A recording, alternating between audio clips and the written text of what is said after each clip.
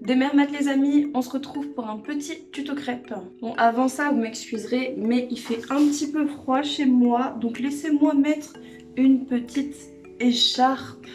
Voilà. Pour les ingrédients vous aurez besoin de farine, de sucre, des œufs, du beurre, demi-sel, de l'extrait de vanille, du lait, du rhum. C'est là où ça va devenir compliqué parce que je sais pas comment filmer et j'ai besoin de mes deux mains. On va venir casser 5 œufs qu'on va venir battre. Au fouet électrique, honnêtement, c'est beaucoup plus facile. Donc si vous avez un fouet électrique, faites-le au fouet. Donc ensuite, on vient ajouter les 250 g de farine qu'on va tamiser et on mélange avec la cuillère en bois. Ensuite, là, on va ajouter le lait petit à petit. On va commencer à mélanger avec la cuillère en bois pour pas détruire notre fouet. Et ensuite, dès qu'on voit que la pâte commence à être un peu plus liquide, on va commencer à mélanger au fouet pour vraiment qu'il n'y ait pas de grumeaux. Honnêtement, le lait, je ne saurais pas vous dire combien en mettre parce que je fais toujours à l'œil. Mais franchement, pour savoir si ma pâte à crêpes est prête, on fait à l'œil. En gros, ce que je fais, c'est que je prends ma louche et je la verse pour voir si la consistance du liquide correspond à ce que je veux quand je vais faire mes crêpes. Donc voilà, là la base de la pâte est prête. Là les puristes vous diront qu'il ne faut pas toucher à la pâte ou alors il faut juste rajouter un peu de rhum. Donc nous ce qu'on va faire c'est qu'on va rajouter une cuillère à soupe, 2 cuillères à soupe de sucre, une cuillère à café d'extrait de vanille. Et globalement cette quantité de beurre là ça fait à peu près entre 20 et 25 grammes, je sais pas, j'ai pas de balance. On va faire fondre. Et donc là on va laisser reposer pendant au moins une demi-heure pour que les éléments solides et les éléments liquides puissent réagir chimiquement et s'allier entre eux, quelque chose comme ça. Je sais pas mais c'est pour que la pâte soit meilleure. En bonus je vais vous proposer de faire quelque chose d'indissociable des crêpes justement, c'est le caramel au beurre salé. Donc en gros ce qu'on va faire c'est qu'on va commencer par faire un caramel à sec. C'est-à-dire qu'il faut mettre le feu pas trop fort. Et en gros, on va mettre une couche de sucre comme ça. On va attendre que cette couche de sucre elle caramélise.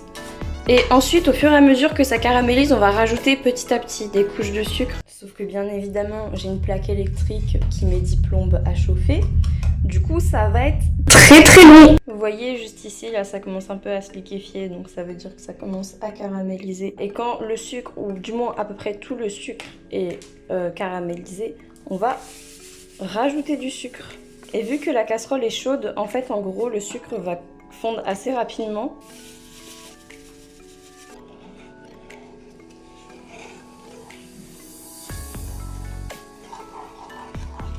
Et quand on a une quantité de caramel plutôt pas mal comme ça, en fait il faut bien attendre que ça se liquéfie puisque regardez là on voit c'est encore un peu granuleux. On va attendre que ça devienne un peu plus transparent.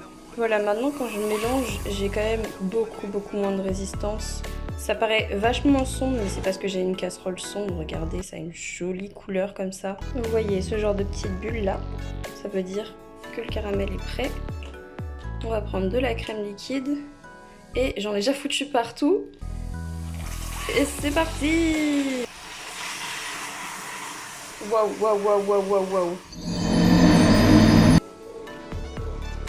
Vous voyez, il y a des genres de morceaux comme ça. Et il faut bien mélanger pour que tout fonde. Alors une fois que c'est bien fondu et que ça ressemble un peu à de la tambouille de sorcière, on peut couper le feu et laisser refroidir un petit peu.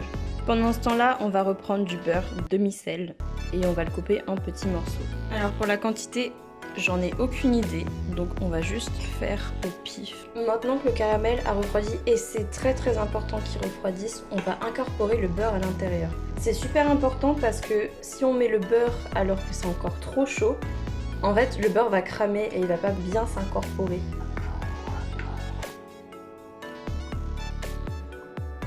De retour après une pause de 1h30 et voilà à quoi notre pâte ressemble. Waouh!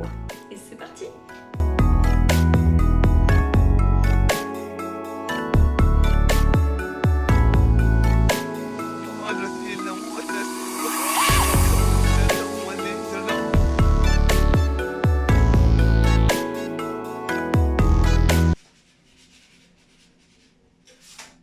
Olé! Olé!